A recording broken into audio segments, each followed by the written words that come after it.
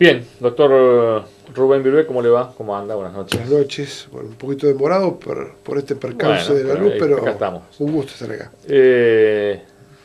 ¿Cuánto hace que no está más de secretario de Justicia de la provincia? Va a ser un año, Un el año. 4 de junio. Y en este año, en ese año, ¿a qué se dedicó? ¿Qué hizo? Estuve trabajando en la profesión, Ajá. retomé mi actividad profesional y bueno, vamos retomando de a poco como se puede, pero con alegría. Debe ser muy difícil para quienes deciden, bueno, retomar lo suyo, digamos, después de estar un buen tiempo en lugares públicos, ¿no? Sí, uno siempre trató de mantener algún contacto con la profesión también y bueno, uno en el estudio mío, los colegas continuaron trabajando también todo este tiempo, así que de alguna manera no fue que uno arrancó de cero, ¿no es cierto?, sino que ya alguna tarea siempre iba mirando, algún escrito mandaban por mail para revisar, todo ese tipo de cosas, así que nunca estuve desconectado del todo, ¿no es cierto? ¿Usted siente como que le soltaron la mano en el justicialismo, en el Frente para la Victoria? No, no, yo creo que... O sea, a ver, a mí yo pero, me resisto a creer de que no le hayan hecho ningún ofrecimiento, decir, bueno, querés venir a este lugar, querés ser tal. no, No. no, no, no, no, no ocurrió nada de eso, incluso, pero no creo que uno cuando ejerce una función, uno trata de asumirla con la mayor responsabilidad y bueno, yo creo que en determinado momento, por una circunstancia que ocurrió en aquel momento en el Consejo de la Magistratura, el gobernador creyó que era conveniente que yo me tuviera que ir del cargo y eso son decisiones políticas Bueno, pero usted que uno no sabe, discute. doctor, pero sabe bien que esas cosas en el justicialismo no suceden usualmente. Me refiero a decir, bueno, a quien apartamos un lugar, siempre le podemos dar otro. Sobre todo en mi caso no, en mi caso No. en particular no, en absoluto. Pero bueno, uno se fue de la función con la satisfacción de haber hecho lo posible por la función y tanto en caliente al poco tiempo como ahora, recapitulando lo que ocurrió, no tengo ninguna duda que si me tocara la misma situación, hubiera actuado de la misma forma. O sea, ¿usted entiende que de alguna manera se equivocaron con usted? No, que hubo una decisión política que privilegió una situación en desmedro de otra, pero uno tuvo en claro que eh, el tema de la independencia de criterio que puede tener un funcionario judicial, un magistrado, y más un cargo tan importante como fue el que produjo la situación, que era la Cámara de Casación, creo que el justiciable y la sociedad en general tiene que tener absolutamente claro que quien decide una situación de esta naturaleza, no nos olvidemos que el Tribunal de Casación es la segunda instancia de mérito en la investigación penal, entonces para dictar una sentencia condenatoria o absolutoria, creo que debe tener grado de independencia que yo no tenía prejuzgamiento en el tema, sino que quería que la postulante se exprese sobre de qué manera podía conservar su independencia en ese tema. Incluso es un tema que pudo ser revisado porque fue la primera sesión que no solo se grabó, sino que se filmó. Entonces, obviamente es materia opinable, pero uno está satisfecho con lo hecho. ¿Y cómo está, digamos así, desde el llano, cómo está mirando a nuestra justicia provincial hoy por hoy? Bueno, yo creo que bueno, hay muchas investigaciones en marcha. Yo tengo, a ver, creo que no es una mirada uniforme sobre todo el mapa judicial de la provincia. Yo creo que la realidad de Paraná no es la misma que la realidad de Gualeguaychú o de otras jurisdicciones. Tengo, digamos, la aspiración y la esperanza en que nuestra justicia mantenga grados de independencia del poder político y de los intereses económicos y aspiro que en esta materia toda investigación, cualquiera sea el personaje involucrado, que se pueda actuar con responsabilidad y con celeridad en la investigación, ¿cierto? Por eso celebro cualquier tipo de actuación. Creo que el funcionario que no tiene nada que ocultar no puede temer absolutamente nada, y por lo tanto nadie puede sentirse ofendido ni perseguido por cualquier investigación, por más que lo pueda considerar que es parte de una campaña mediática, ¿no? ¿Le sorprendió lo que se supo de Uribarri y de sus familiares directos en este tiempo, en el marco de la causa judicial? Bueno, lo que se supo hasta el momento son las investigaciones que uno por ahí las sigue a través de la prensa, ¿no es cierto? Bueno, acá también tenemos que tener presente que en una disposición de orden penal que ha sido discutida su constitucionalidad, existe una inversión de la carga de la prueba, en donde el funcionario que tiene un incremento patrimonial debe probar la legitimidad de ese incremento. Bueno, el exgobernador tendrá todas las posibilidades de demostrar ante la justicia que los bienes, si son la nómina de bienes que se han divulgado, han sido bien habidos, ¿no es cierto? Sí, pero bueno, hablamos de bien, hablamos de empresas, de negocios que por allí aparecen como bastante incompatibles de algunos de sus familiares directos, ¿no? Sí. Reitero, esto lo tengo por información por periodística exclusivamente, pero esta disposición, que es de la época, fue sancionada durante el gobierno de Arturo Illia, que modificó esta presunción de inocencia en materia de funcionario público, bueno, creo que de alguna manera obliga a reivindicarse a todo funcionario que es acusado de esta manera. Y usted, digamos, como hombre de la justicia, ¿no? Como hombre del derecho, ¿considera hoy por hoy que nuestros fiscales y jueces están con independencia, voluntad, como para llevar adelante hasta el último detalle investigaciones así que involucren a hombres públicos de nuestra política?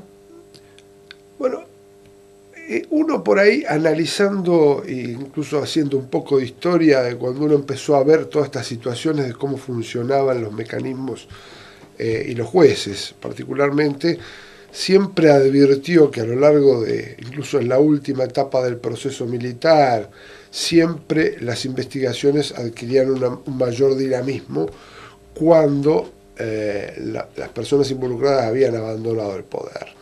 Recuerdo aquel caso, el primer caso que me viene a la mente, juez Salvi con Macera, ¿no es cierto? Es verdad. Ese fue el primer caso, yo era estudiante, me acuerdo de ese tema, y así ha sido sucesivamente.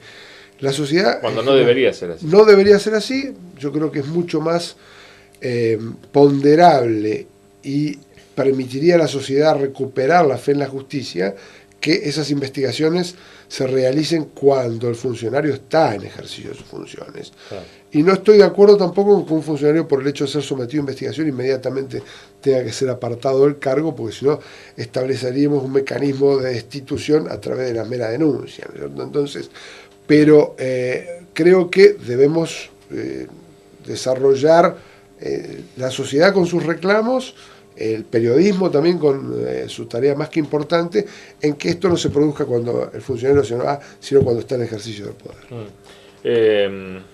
Yo le decía, específicamente en este punto quería ir a una cuestión firme, que es, digamos así, bueno, hay fiscales hoy por hoy en nuestra provincia que investigan delitos de corrupción que involucran a hombres públicos con ciertas porciones de poder que son suplentes, ¿no? Sí. Entonces uno dice, ¿hasta dónde tienen esa garantía de avanzar en la investigación, de que nadie se le cruce en medio de la carrera diciendo, sacame este fiscal?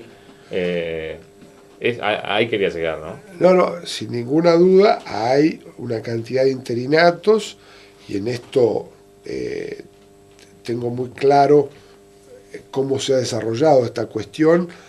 Nosotros, cuando me tocó presidir el Consejo de la Magistratura, privilegiamos los concursos de los cargos de mayor rango, Cámara y fiscales de coordinación, por ahí dejando en el tiempo a lo de menor jerarquía por una cuestión simple.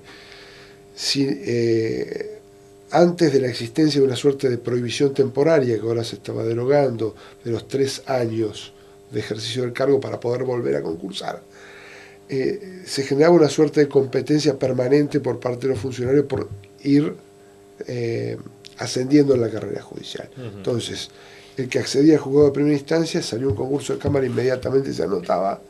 Entonces, si accedía al cargo de Cámara, no dejaba vacante otra vez el juzgado de primera instancia. Por eso decidimos, pese a algunas sugerencias del Poder Judicial en contrario, el Pleno del Consejo prefirió privilegiar los concursos a los cargos superiores, de manera tal que no se produzca esta suerte de concurso permanente por parte de los funcionarios. Y esto ha determinado que, aparte de la implementación del nuevo Código Procesal Penal, ha determinado un crecimiento exponencial del Ministerio Público, fiscal, sobre todo. Entonces, hay una cantidad de fiscales auxiliares y fiscales, agentes fiscales que están en esa situación de interinato, no así en gran parte los fiscales de coordinación, que son fiscales de Cámara, que ya están titularizados, ¿no es cierto? ¿Le sorprendió, doctor, que se conociera la existencia de fondos reservados, de manejo de fondos reservados del Superior Tribunal de Justicia? Me sorprendió, sí. Era un tema que no lo tenía registrado. Y eso que usted era el secretario de Justicia. Sí, sí. Pero evidentemente se manejó con mucha reserva en determinados ámbitos. Exactamente. Digamos, la confección del proyecto de presupuesto nunca habíamos visto este tema. Realmente desconozco cuál ha sido la afectación de estos fondos reservados. Una versión indica que sería una suerte de sobresueldo. Pero bueno, mi impresión personal es que hoy, en el marco de cómo funciona la investigación penal a cargo del Ministerio Público Fiscal y creo que con el mantenimiento de algunos fondos reservados que en muchas oportunidades son imprescindibles para la investigación, sobre todo a nivel policial, creo que con ello bastaría. No veo, realmente no o sea, ¿usted está de acuerdo con que no deberían existir, digamos? Absolutamente. Para el Superior Tribunal de Justicia. En mi concepto, para el Superior Tribunal de Justicia no deberían existir fondos reservados, sin ninguna duda. Lo corro de esto específicamente y lo llevo a una tarea que de la que estuvo haciendo en silencio durante ¿cuánto tiempo? Estamos hablando de la auditoría que se hizo en el municipio de La Roque. Arrancamos aproximadamente en cerca de Navidad del 2015. Ajá. 20 algo de diciembre. O sea, 10 días después de asumir el nuevo gobierno. Exactamente. Y nosotros culminamos nuestra tarea a mediados de marzo, aproximadamente, entregando todas las conclusiones sobre que, por ahí creo que esto es bueno señalarlo, nuestra actividad en este tema, independientemente de las cuestiones personales o políticas que puedan distanciar a mí particularmente del ex intendente Riganti, nuestra tarea fue exclusivamente profesional y técnica, hasta el punto que todos nuestros informes, pese a que por ahí hacíamos consultas verbales con empleados de la municipalidad, todo lo que volcamos en nuestras conclusiones es todo lo que surge documentalmente.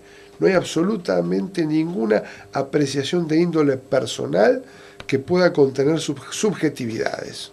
O sea, todo el informe, por eso por ahí cuando cuestionan nuestro informe en función de estas cuestiones políticas, lo que nosotros decimos, bueno, acá uno asegura que tal cuestión pasó en el expediente, es toda documentación emanada del gobierno de Riganti, ¿no es cierto? Entonces, hay dos posibilidades, o que lo que estamos diciendo es verdad, o es mentira. Pero ¿cuánto de difícil fue la decisión de trabajar en esa auditoría de parte suya? O eso, o sea, porque no es muy usual, digamos, que un hombre de las filas del justicialismo audite, más allá de su tarea una tarea profesional, digamos, audite a alguien del justicialismo, digamos. Esto tiene una raíz que tuvo, después de mi salida a la Secretaría de Justicia, nosotros conformamos un espacio interno que nos sometimos a las primarias. En pocos días armamos una lista y, o sea, con la boleta corta, ¿no es cierto?, y sin ningún tipo de apoyo y sin ningún tipo de gasto de campaña, sacamos 1.503 votos cuando el oficialismo municipal sacó 1.760. Estuvimos muy cerca. Y creo que el capital que cosechamos el año pasado tenía que ver precisamente con un planteo muy nítido en orden a la transparencia del gasto público, de que cada ciudadano en un pueblo como el nuestro, La Roque, 8.000 habitantes, sepa en qué se gastan los dineros públicos y en el que exista una auditoría permanente del ejercicio presupuestario que esté encargada que esté a cargo de la oposición. Este tema lo planteamos muy nítidamente. Nosotros teníamos referencias en una comunidad pequeña sobre algunas cuestiones que daban la impresión de irregulares, las denunciamos en la campaña. Después, transcurrido la etapa de las primarias, en un plenario que hicimos de la agrupación, decidimos mantener nuestro apoyo a la lista de Scioli en La Nación, a todas las listas provinciales que encabezaba Bordet en la provincia, y dijimos que a nivel municipal exhortábamos a quienes nos habían votado a que acompañen la propuesta que asegurara con mayor eficacia lo que habíamos planteado en estos ítems. A diferencia de la esposa de Riganti, Cambiemos aceptó el desafío y dijo, nosotros vamos a hacer esto. Es más, y redoblaron la apuesta y dijeron, lo vamos a convocar a la gente de nuestra agrupación, en particular a mí, para que coordinemos la actividad de la auditoría. ¿No es cierto? A mí me pareció una medida saludable, digamos, en nuestra democracia. Sí, entonces, después de que se produce el resultado electoral, me convocan, entonces colaboraron 3 estudiantes, uno solo de La Roque, 2 de aquí de Gualeguaychú, más el contador Oviedo, que es un hombre que estuvo en la Auditoría General de la Nación, fue auditor del Sistema Nacional de Medios Públicos, y que ellos tenían una pequeña percepción por su trabajo. Mi condición fue trabajar ad honorem en este tema, y yo me aboqué fundamentalmente a licitaciones públicas, licitaciones privadas, fletes y concursos de precios. Y ahí es donde surge este primer problema, que surgió casi, digamos, por una situación, era demasiado visible. Cuando yo pido licitaciones públicas, me encuentro con 2 licitaciones en el año 2015. Una por 357.000 pesos y otra por 704.000. Digo, ¿y dónde están las 14 cuadras? Me dice, no, fue por concurso de precios. ¿Cómo concurso de precios? Entonces ahí empiezo a recopilar la información y detectamos una serie de situaciones que están todas documentadas, que son claramente irregulares en orden a una contratación administrativa. Por ejemplo, el seguro de caución de esta empresa OIXA fue contratado, que tiene sede en Paraná, que tiene sede en San Benito, fue contratado el 17 de abril del 2015, cuando la convocatoria al concurso de precios, el exintendente Riganti lanza el 11 de junio, por el 1% 2 meses antes. Exacto del presupuesto oficial, 1% exacto. Digo, ¿cómo puede esta empresa el 17 de abril saber que 2 meses después la Municipalidad de La Roque va a hacer una convocatoria de esta naturaleza, con un valor exacto? Después nos encontramos con que el concurso de precios surge. Nosotros tenemos una ordenanza del año 89 que determina qué se hace por concurso, qué se hace por compra directa, qué licitación privada, qué licitación pública. Cuando supera 87 salarios básicos de la categoría 10, que esto el año pasado eran 250.000 pesos, iba a licitación pública, y acá por 21.600.000 se hizo un concurso de precios.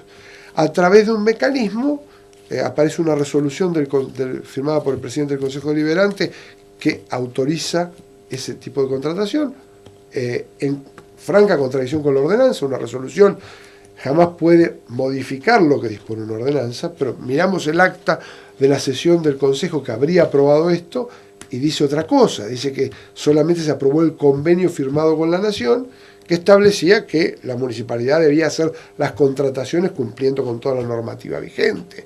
Después nos encontramos que, por ejemplo, el certificado de AFIP, que está dentro del sobre que se abrió el 22 de junio a las 11 de la mañana, está emitido por la AFIP el 22 de junio a la 1:30 de la tarde. 2 horas y media después de la apertura del sobre. Evidentemente adentro del sobre no estaba. La empresa, el día que firma el convenio, se lleva un cheque de 5.200.000 pesos. Después el propio intendente firma un avance de obra del 24,69% sin intervención de sectores técnicos. No hubo intervención del servicio jurídico para determinar si esta contratación estaba regularmente manejada. Toda una serie de cuestiones. Y en materia del sobreprecio, lo que nosotros dijimos fue que no era una materia de nuestra incumbencia, pues es un tema precisamente técnico, pero que habíamos hecho unas averiguaciones y habíamos verificado, por ejemplo, que la Municipalidad de Paraná lanzó 2 licitaciones en el mes de enero del 2015 por un presupuesto exactamente igual, la licitación 44 por 21.600.000 y la licitación 45 por 21.700.000, y eran por 100 cuadras cada una de ellas. Entonces, si bien probablemente eso sea un reasfaltado, que no sea una tarea, parecía demasiado la diferencia, y ahí es donde se hace una tarea técnica a través de un ingeniero que determinó la existencia de este sobreprecio, no solo por la sobrecotización de los ítems, sino también por una cantidad de facturación de tareas que no se hicieron efectivamente. ¿Y accedieron a la documentación del Tribunal de Cuentas? O sea, ¿qué había hecho el Tribunal de Cuentas? Bueno, el Tribunal de Cuentas todavía no auditó el ejercicio presupuestario no había 2015, exacto, no había auditado. Pero además también tuvimos otros elementos más. Por ejemplo, el esquema técnico de los badenes del cordón cuneta decían Municipalidad de Colonia Avellaneda. Claro. O sea, se había traspapelado la... Pero era de otro municipio, todo muy extraño, ¿no es cierto? O sea, ahí les quedó claro de que eso era un modus operandi para diferentes contrataciones. Evidentemente, o sea, de algún lado salió este análisis técnico, este esquema técnico con Municipalidad de Colonia Avellaneda. O sea, no se genera espontáneamente. Claro. Entonces, bueno, todos estos elementos son los que nos llevan a nosotros a pasar el informe de auditoría, donde, reitero, no hay una sola apreciación de orden subjetivo, sino todo está documentado y está indicado en qué foja de cada uno de los expedientes está cada irregularidad. A ver si me va a ser sincero en la respuesta. A ver. ¿Usted sigue teniendo el mismo celular el mismo número de celular de hace tiempo o no? No, el celular que tenía de Paraná lo entregué, era de la A Secretaría. mí me costaría creer de que usted me diga de que nadie del gobierno anterior, o sea, de sus ex compañeros, lo llamaron para recriminarle. Absolutamente algo. Nadie. Absolutamente porque nadie. No tienen el celular de ustedes. No, tienen el celular seguramente, pero nadie me llamó, absolutamente. O sea, porque queda claro de que en esta maniobra de esta empresa, aquí hay decisiones políticas de referentes políticos de hombres del anterior gobierno, ¿no? O sea, no había una cosa así en la cual el señor Ereñú hacía y deshacía como se le antojaba, ¿no? Eso estaba acordado, que coincidimos en eso, ¿no? Es posible, pero a mí nadie lo llamó. Con absoluta certeza, nadie me llamó para decir, che, pará, no hagas esto, absolutamente nadie. Y espero que tampoco lo hagan, porque el tema es muy claro en esto, ¿no? Entonces, capaz que, qué sé yo. ¿Y cuando terminó, qué sensación le dejó encontrarse con tanta irregularidad, digamos? A ver, por un lado, me dio la sensación, dije, bueno, evidentemente la información y lo que uno iba recabando, porque esto en una comunidad como La Roque, un municipio pequeño, había versiones.